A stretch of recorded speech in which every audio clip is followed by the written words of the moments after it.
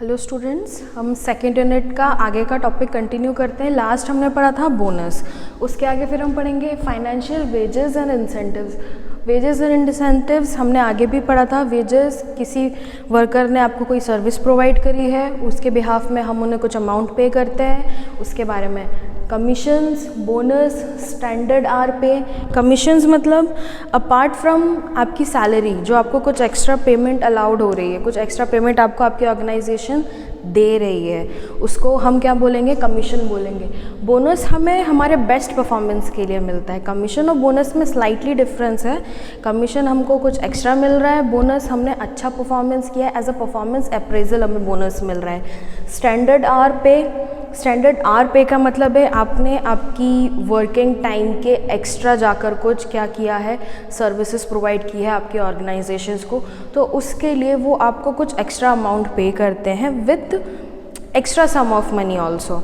जो आपका normal are पे होता है उससे थोड़ा सा आपको एक्स्ट्रा पेमेंट मिलता है। देन प्रॉफिट शेयरिंग, कुछ कंपनीज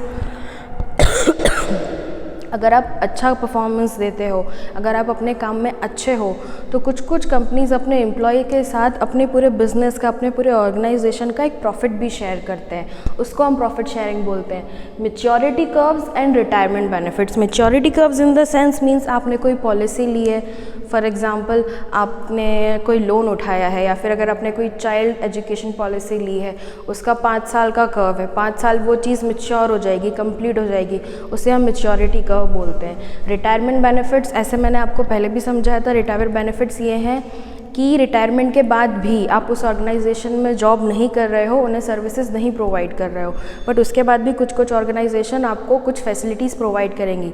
फॉर एग्जांपल जैसे हमने रेलवे हॉस्पिटल्स की बात की थी और रेलवे स्कूल्स की बात की थी। अब non financial and wages incentives पे आ जाओ। ये नॉन फाइनेंशियल मतलब इसमें आपको कोई अमाउंट नहीं प्रोवाइड हो रहा है, कोई मनी प्रोवाइड नहीं हो रहा है, ठीक है। Status, career opportunities and job security.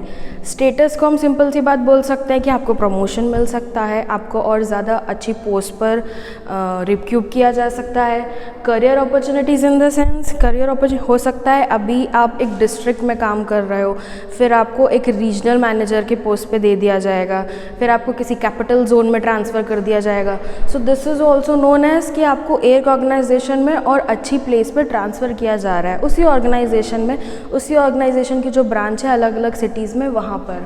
Job security, आपको जॉब सिक्योरिटी दी जा रही है कि आप हमारे यहाँ ऑर्गेनाइजेशन में जॉब करोगे तो आपने सुना होगा जैसे कॉन्ट्रैक्ट साइन होते हैं, बॉन्ड साइंस होते हैं एम्प्लॉयज़ के, वो एक तरीके से जॉब सिक्योरिटी भी होती है कि अगर आपने किसी कंपनी के साथ 5 साल का बॉन्ड साइन किया है तो 5 साल तक ना कंपनी आपको निकालेगी, ना आप उस कंपनी से जा सकते हो। उसको भी ब्रीच करने के पार्ट्स होते हैं, तरीके होते हैं, but that's a complete different thing.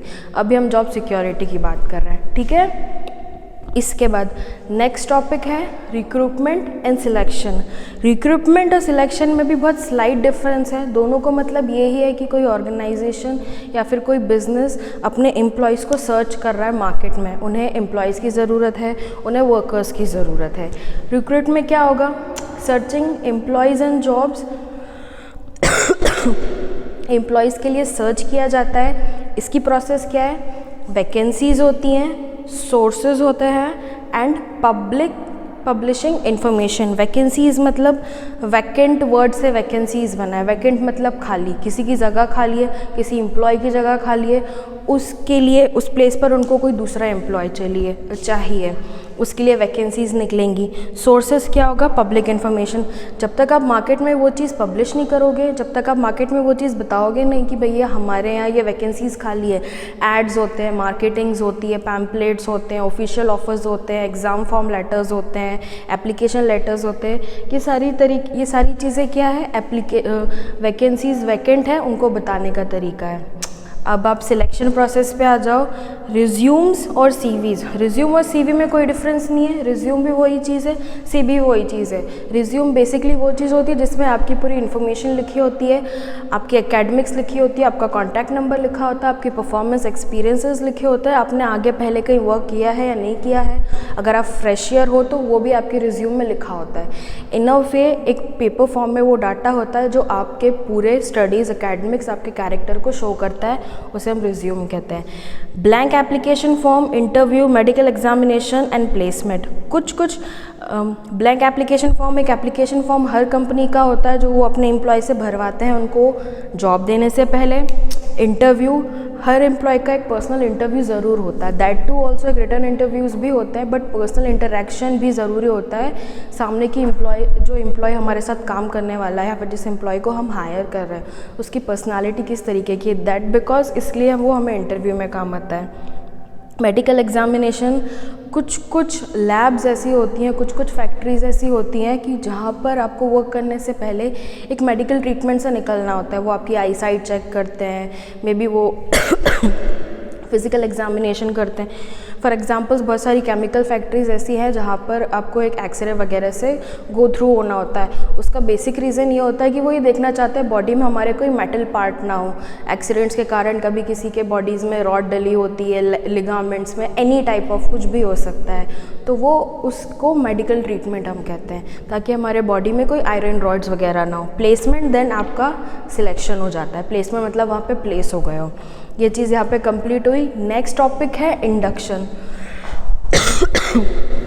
Induction is a welcoming process to make the new employee feel at home and generates him a feeling of belongingness to the organization of the company.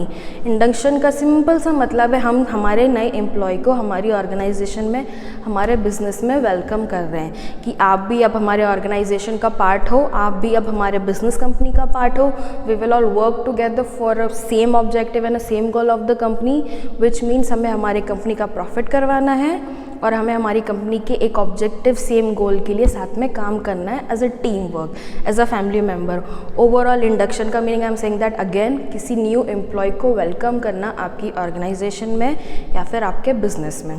ये यहाँ पर अपनी second unit ख़त्म हो रही है। अब अपन third unit के कुछ टॉपिक्स डिस्कस करते हैं। थर्ड यूनिट का फर्स्ट टॉपिक है training. Training refers to the process of imparting and specific skills. किसी भी एम्प्लॉय को हायर करने से पहले, रिक्रूट करने से पहले उनको ट्रेनिंग प्रोवाइड की जाती है। हर कंपनी का वर्क एथिक अलग होता है, हर काम का वर्क कल्चर अलग होता है। कोई भी काम करने से पहले उसकी ट्रेनिंग लेना ज़रूरी होता ही है। आप डायरेक्टली नहीं जा सकते, तो अपने स्किल्स को थोड़ा नरिश करने के लिए, अपने स्किल्स को थोड़ा और एम्ब्रेस करने के लिए ट्रेनिंग दी जाती है। और ट्रेनिंग वर्ड सब जानते हैं हम। ट्रेनिंग मेथड की process, method of training process दो तरीके से होती है। एक ग्रुप एनालिसिस में होती है और एक इंडिविजुअली होती है। ग्रुप का सिंपल सा मतलब है आप टीम वर्क में काम कर रहे हो, एक से ज़्यादा लोग हैं। Individual analysis means single person, हम केवल एक व्यक्ति को एनालिसिस कर रहे हैं। Organizational goals, quality circle, customer services and satisfaction data. Organization goal हम एक तरीके से अचीव कर रहे हैं। क्वालिटी सर्कल मीन्स हमारा जो टीम मेंबर्स हैं सब कुछ वो एक साथ क्या हो, वो सब ही के सब अच्छे से काम कर रहे हो, सब उतने ही हार्ड वर्किंग हो, सब उतने ही डिवोटेड हो। कस्टमर सर्वे, डाटा सेटिस्फैक्शन। कस्टमर सर्वे का मतलब ये है कि आपके कस्टमर को जो आप सर्विसेज प्रोवाइड कर रहे हो वो उनसे सेटिस्फाइड है या नहीं है। जिस तरीके की सर्विसेज आप प्रोवाइड करना चाह रहे हो अपने कस्टमर्स को, जो आपका प्रॉफिट निकल के आ रहा है वो किस लेवल का हो रहा है। Individual analysis, performance appraisal and work sampling.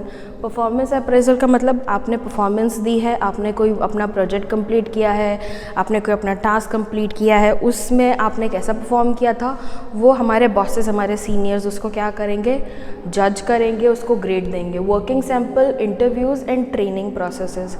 Individual को ट्रेनिंग प्रोसेस लगती है, हर एक इंडिविजुअल को ट्रेनिंग प्रोसेस लगती है, ऐसा कुछ नहीं है।